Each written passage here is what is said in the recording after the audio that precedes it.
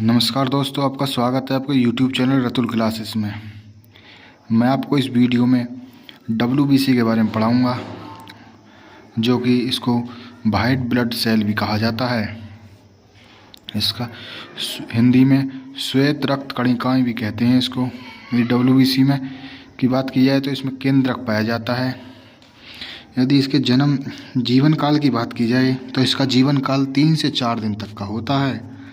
यदि जन्म की बात की जाए, जन्म कहाँ होता है तो इसका जन्म अस्थि मज्जा में होता है और मृत्यु रक्त में जाकर हो जाती है। यदि इसकी संख्या की बात की जाए, संख्या 5 से 11,000 तक होती है इनकी संख्या WBC की। यदि इसका अन्य नाम बताया जाए तो इसका अन्य नाम लियोकोसाइट्स है। यदि इसके कार्यों की बात की जाए, क्या क्या कार्य होते हैं इसके कार्य रोगाणुओं से रक्षा करती है, ये घावों को भरने का कार्य करती है। WBC की संख्या अधिक बढ़ने से ल्यूकेमिया नामक रोग हो जाता है, जिसे ब्लड कैंसर कहा जाता है। WBC का आकार अमीबा के समान होता है।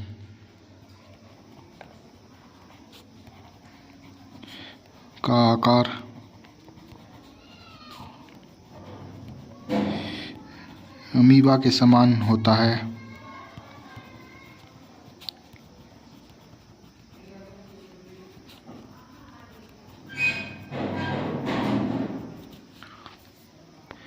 यदि बात की जाए WBC से होने वाले रोगों की, कमी से होने वाले रोगों की, तो नंबर 1, इससे एड्स नामक बीमारी होती है। एड्स जो कि HIV virus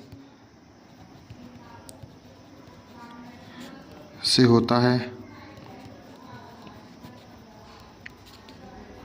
number 2, blood cancer होता है।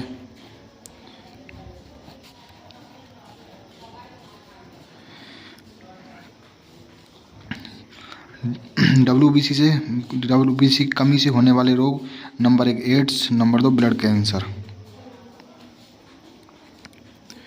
विटामिन ए रक्त में WBC को बढ़ाता है। विटामिन ए रक्त में WBC की संख्या को बढ़ाता है।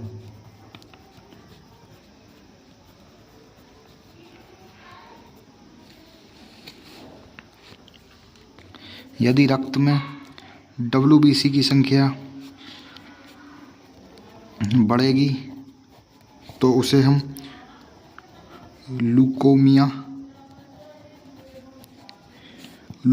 कहते हैं। यदि WBC की संख्या घटेगी तो उसे ल्यूकोपीनिया कहा जाता है।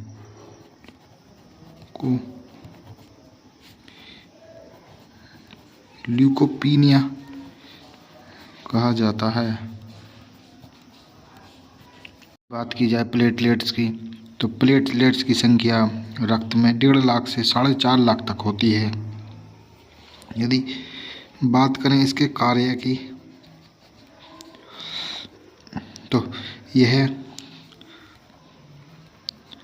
रक्त में थक्का जमाने का कार्य करता है।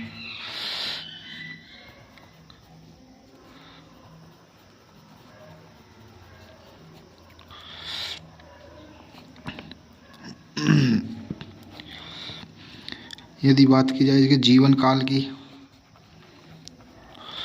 इसका जीवन काल 7 से 8 दिन तक का होता है। यदि बात की जाए अन्य नाम, इसका अन्य नाम क्या है? अन्य नाम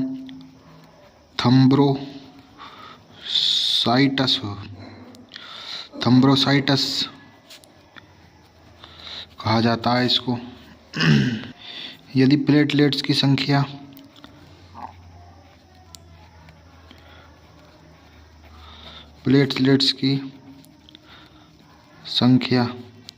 अचानक कम हो जाती है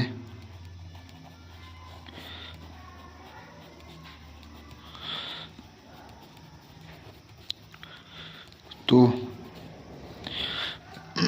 डेंगू और चिकनगुनिया जैसी बीमारियां शरीर को जकड़ लेती हैं।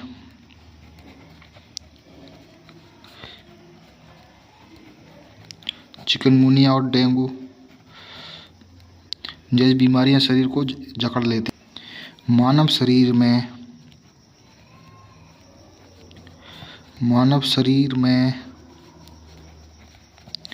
खून हेपरिन की उपस्थिति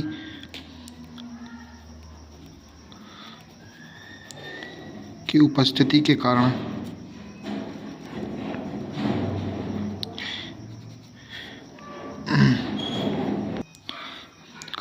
नहीं जमता है। मानव शरीर में खून हेपेरिन की उपस्थिति के कारण नहीं जमता है। मानव शरीर में रक्त परिसंचरण का कार्य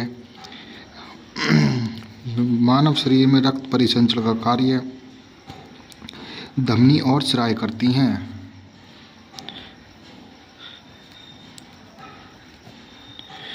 मानव शरीर में परिसंचरण का कार्य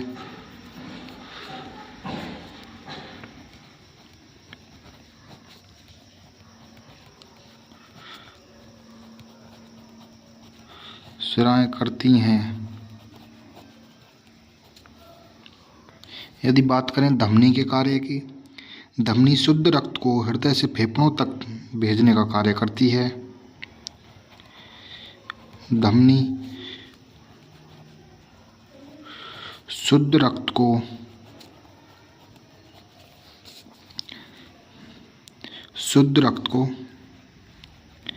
हृदय से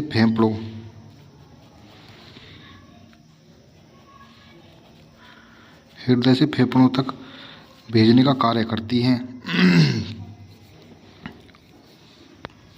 इसके कुछ अपवाद भी हैं, जैसे पल्मोनरी धमनी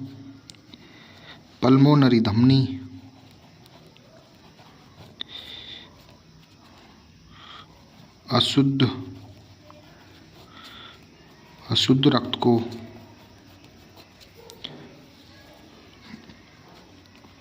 अंगों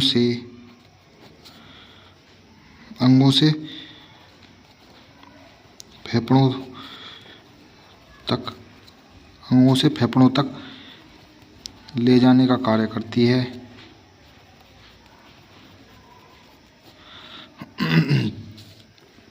जैसे धमनी है, धमनी शुद्ध रक्त को हृदय से फेफड़ों तक ले जाती है। और इसके अपवाद है पल्मोनरी धमनी यह अशुद्ध रक्त को अंगों से फेफड़ों तक ले जाती है। बात करें शिराओं की, तो शिराएं अशुद्ध रक्त को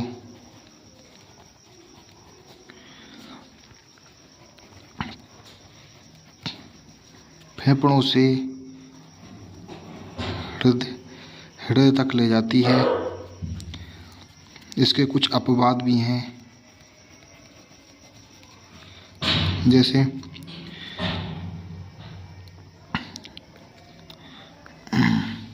इसका अपवाद है पल्मोनरी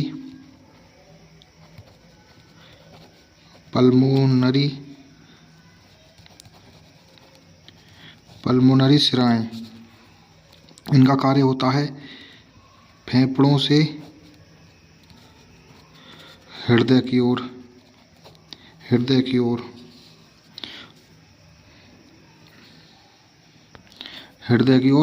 शुद्ध रक्त को ले जाती है। शुद्ध रक्त को ले जाने का कार्य करती है फेफड़ों से हृदय की ओर। और शिराएं शुद्ध रक्त को ले जाती है फेफड़ों से हृदय की ओर। रक्त का ये टॉपिक यहीं समाप्त होता है और आपको ये वीडियो कैसी लगी कमेंट में ज़रूर बताएं। सब्सक्राइब करें हमारे यूट्यूब चैनल रतुल क्लासेस को। धन्यवाद।